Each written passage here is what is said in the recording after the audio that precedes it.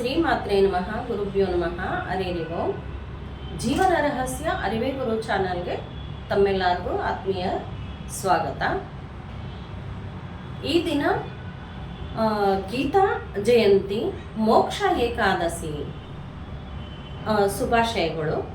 ಮೊದಲಿಗೆ ಈ ಮೋಕ್ಷ ಏಕಾದಶಿ ಅಂತ ಯಾಕೆ ಬಂತು? ಮೋಕ್ಷ ಅಂತಂದರೆ ಪುರುಷಾರ್ಥಗಳಿಂದ ಕೂಡಿಕೊಂಡಿದೆ ಈ ಮೋಕ್ಷ. ಅಂದರೆ ನಮಗೆ ಮದುವೆ ಆಗಬೇಕಾದ್ರೆ ಧರ್ಮೇಚ್ಛ ಅರ್ಥೇಚ್ಛ ಕಾಮೇಚ್ಛ ನಾತಿ ಚರಿತವ್ಯ ಅಂತ ಹೇಳಿಬಿಟ್ಟು ನಮಗೆ ಮಾಂಗಲ್ಯ ಧಾರಣೆ ಮಾಡುವಾಗ ಈ ಮಂತ್ರವನ್ನು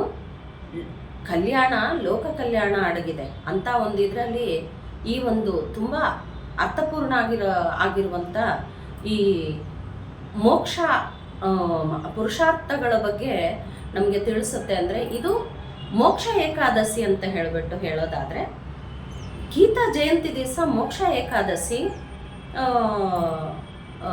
ಸೇರಿರೋದ್ರಿಂದ ಮೋಕ್ಷ ಏಕಾದಶಿನ ಗೀತಾ ಜಯಂತಿ ಅಂತಲೂ ಹೇಳ್ತಾರೆ. ಈ ಗೀತೆಯಲ್ಲಿ ಮೋಕ್ಷನೂ ಅಡಗಿದೆ, ಗೀತೆಯಲ್ಲಿ ಆ ಪುರುಷಾರ್ಥಗಳು ಸೇರಿದೆ. ಇವು 4 ಸೇರಿರೋದ್ರಿಂದ ಪ್ರತಿಯೊಂದು ಮಾನವರಿಗೆ ಪ್ರತಿ ಸಮಸ್ಯೆಗೂ ಉತ್ತರ ಇದೆ ಗೀತೆಯಲ್ಲಿ.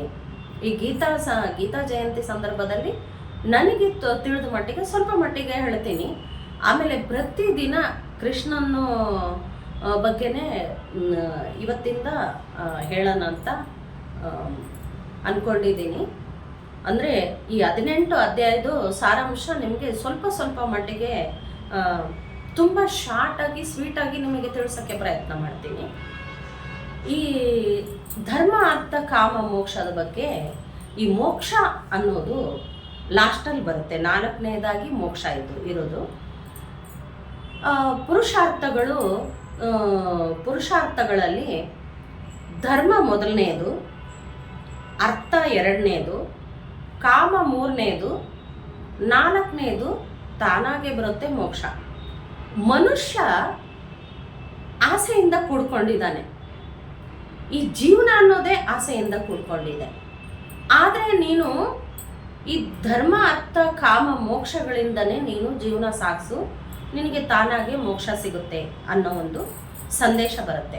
ಏಕೆಂದರೆ ನೀನು ಆಸೆ ಪಡೋದನ್ನ, ನೀನು ಕಂಡಿದ್ದನ್ನ, ನಾನು ಏನೇ ಆಯಿತು ನಾನು ಆಸೆ ಪಟ್ಟಿದ್ದು ನಾನು ಪಡ್ಕೊಂಡ್ಬಿಡ್ಬೇಕು ಅನ್ನೋದು ಮನುಷ್ಯನಿಗೆ ಹಠ ಸ್ವಭಾವ ಇದೆ. ಅದ್ರ ಹಿಂದೆ ಕಾಮ ಮೂರನೇದಾಗಿದೆ.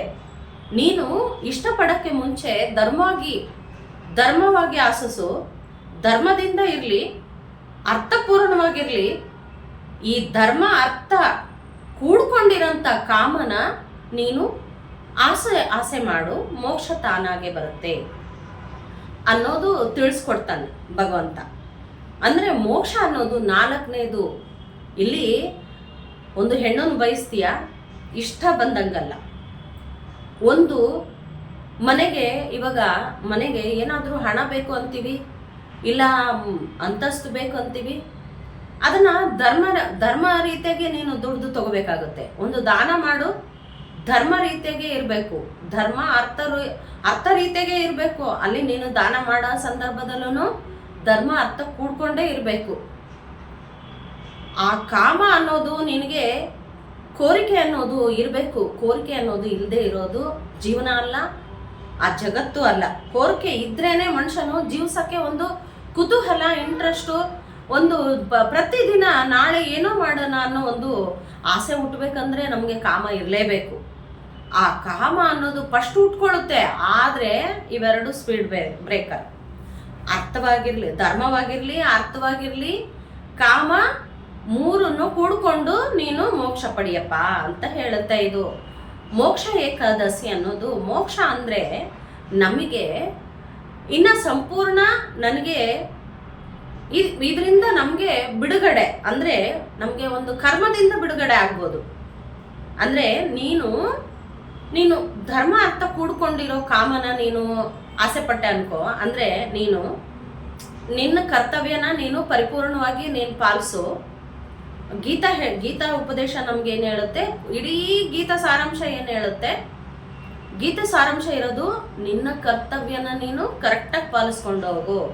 ಅವರವರ ಕರ್ತವ್ಯಗಳನ್ನ ಅವರು ಕರೆಕ್ಟಾಗಿ ಪಾಲಿಸ್ಕೊಂಡು ಹೋಗ್ರಿ.